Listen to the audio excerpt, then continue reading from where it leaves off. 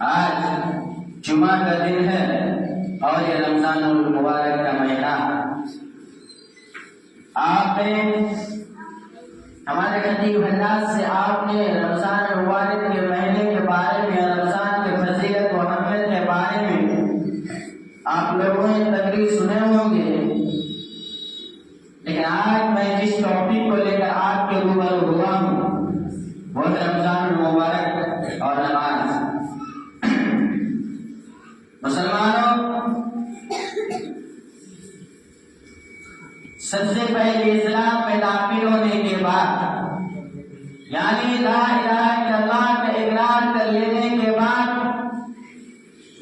سب سے اہم چیز اگر اسلام میں دیکھا جائے تو لا الہ الا اللہ یعنی اللہ کو ماننے کے بعد اور رسول اللہ صلی اللہ علیہ وسلم کو ماننے کے بعد دوسرے نمبر پہ جو آتا ہے وہ صلاۃ یعنی نماز. مسلمان بھائیوں، میں امید کرتا ہوں کہ تمام حضرات، تمام لوگ روزے سے ہوں گے. سب جانتے ہیں کہ روزہ پر گھر سے روزہ کسی بھی حالت میں معاف نہیں. مسلمانوں، جس طریقے سے ہم اور آپ یہ سوچتے ہیں، سوچ کے ہم اور آپ وہ فکر کر کے اس رمضان المبارک کے مہینے میں جس طریقے سے ہم اور آپ بھوک و پیاس سے رہتے ہیں، پیاس سے رہتے ہیں، سحری کے وقت کھانا کھاتے ہیں، اس کے بعد ڈائننگ کے افطار کے وقت افطاری کر رہے ہیں، یعنی اپنے پیٹ میں آپ اپنے آپ کو آرام کرنے کے لیے افطاری کے وقت افطار کرتے ہیں. یعنی آپ جانتے ہیں کہ روزہ ہم پر فرض ہے، کسی بھی کنڈیشن میں، کسی بھی حالت میں معاف نہیں ہے. میرے بھائیوں، اسی طریقے سے نماز بھی ہے. جس طریقے سے ہم اور آپ روزہ رمضان کے روزے کو جس طریقے سے ہم اور آپ فرض سمجھ بیٹھے ہیں، اسی طریقے سے نماز بھی. جی ہاں، جس طریقے سے ہم اور آپ یہ غور کرتے ہیں، سوچتے ہیں، جیسے ہم اور آپ اپنے بچوں کو، اپنے گھر والوں کو حکم دیتے ہیں کہ بیٹا روزہ رکھو، بیٹا یا بیٹی روزے رکھو، ورنہ کل قیامت کے دن اللہ رب العالمین کو حساب و کتاب دینا ہے. مسلمانوں، غور کرو، غور کرنے کی بات یہ ہے کہ اسلام میں داخل ہونے کے بعد، لا الہ الا اللہ کا اقرار کر لینے کے بعد، سب سے اہم اور سب سے اہم چیز، سب سے قیمتی چیز وہ نماز ہے. نماز سے ہمارا کسی بھی حالت سے نماز معاف نہیں ہے. میرے بھائیوں، اگر غور نہیں کرتے تو پتا آپ کو اس طریقے سے چلے گا کہ نماز کسی بھی حالت میں، کسی بھی کنڈیشن میں معاف نہیں ہے. اگر آپ بیمار ہیں یا پھر کسی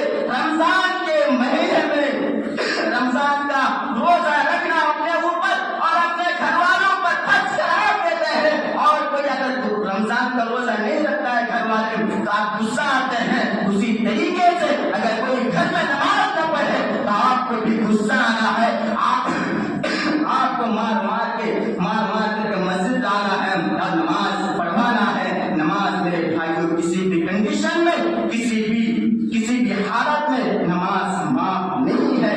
جس طریقے سے روزے کے بارے میں ہم آپ سوچ کے روزہ رکھتے ہیں کہ کسی بھی کنڈیشن میں روزہ معاف نہیں ہے, اسی طریقے سے مسلمانوں کسی بھی کنڈیشن میں آپ کے لیے نماز معاف نہیں.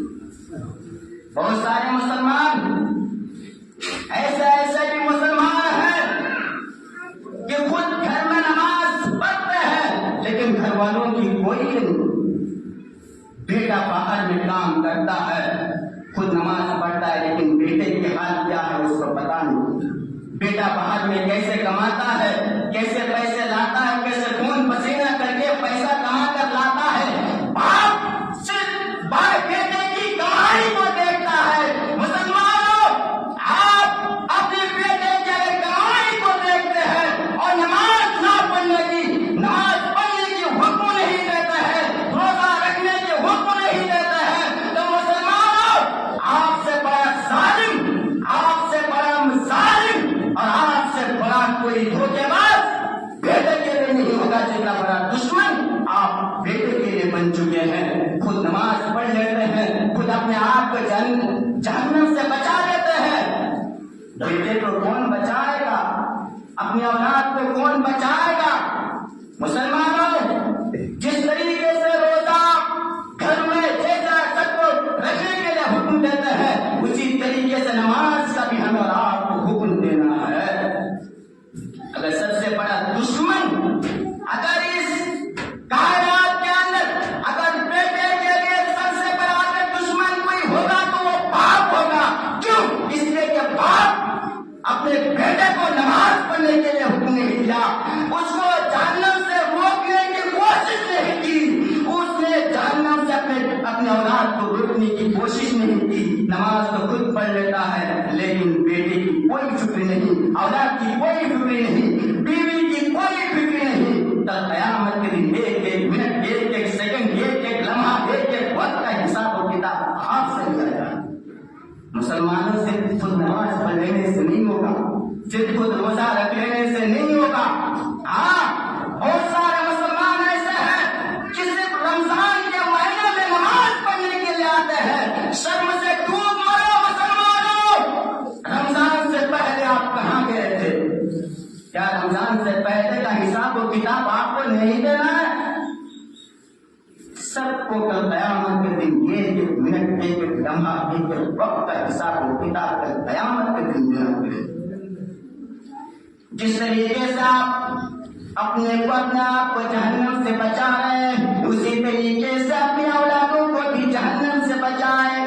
جس طریقے سے آپ اپنے آپ کو جنت میں جانے کی کوشش کر رہے ہیں کہ ہم جنت جائیں گے, ہم ایسا کام کریں گے تاکہ میں جہنم نہ جا سکوں, جنت جا سکوں, اسی طریقے سے ہمیں آپ کو بھی اپنی اولادوں کو دینا ہے کہ بیٹا نماز پڑھ لو. نماز کسی بھی کنڈیشن میں معاف نہیں ہے, نماز کسی بھی حالت میں معاف نہیں ہے. میرے بھائیوں اسی طریقے سے ہمیں آپ کو اپنے اولاد کو حکم دینا ہے. یا ایھا الذین آمنوا قوا انفسکم وأہلیکم نارا وقودها الناس والحجارہ.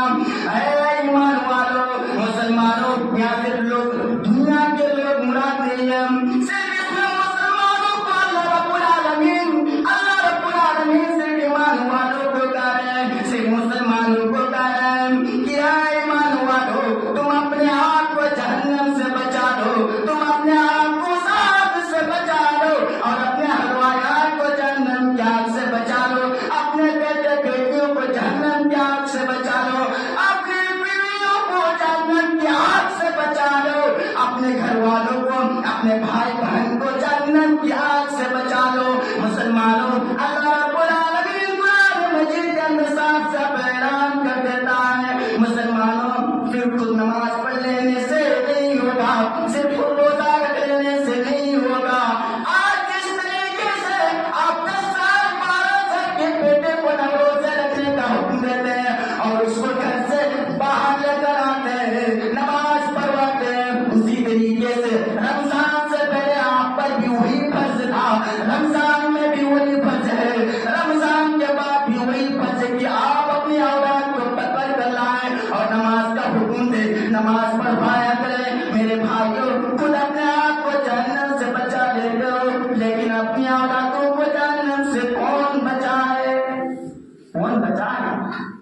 بہت سارے مسلمان ایسے بھی ہیں دیکھ کے لگ رہا ہوگا کہ باپ ٹوپی سر پہ داڑھی، لمبی لمبی داڑھی، ٹوپی سر پہ کسی چیز کی حکومت کر رہا ہے، چاہے ہو سرپنچ ہو، ممبر ہو، ایم ایل اے ہو، ایم پی ہو، یا مکھیا ہو، منڈل ہو، یا سیکریٹری ہو، یا خازن ہو، دیکھ کے لگ رہا ہے کتنے نمازی ہیں، بے نماز ہے، نمازی ہے، حاجی صاحب ہیں، دیکھ کے لگ رہا ہوگا.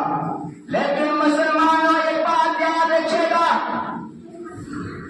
میں نسیم بول رہا ہوں آپ کی سرزمین میں، اس جمع مسجد لکھنی پور کی جمع مسجد میں چیخ کر کہہ رہا ہوں، اگر آپ کے بدن میں اگر کوئی ناجائز یا کوئی حرام کمائی کا اگر یہ روپیہ بھی لگا ہو، یا پھر چاہے سود ہو بیاج، یا پھر کسی کے بھی حکمات کے اندر آپ بیٹھے ہو، نماز پڑھنے کے لیے آیا ہو، تو مسلمانوں یہ یاد رکھنا، کل قیامت کے دن آپ ہزاروں یہاں سجدہ کر ڈالے، اب ہزاروں نماز پڑھ ڈالے، اب ہزاروں روزہ رکھ ڈالے، کل قیامت کے دن سب ساری عبادت آپ کے منہ میں مار دی جائے کہ میرے بھائیوں کوئی کام کا نہیں ہوگا.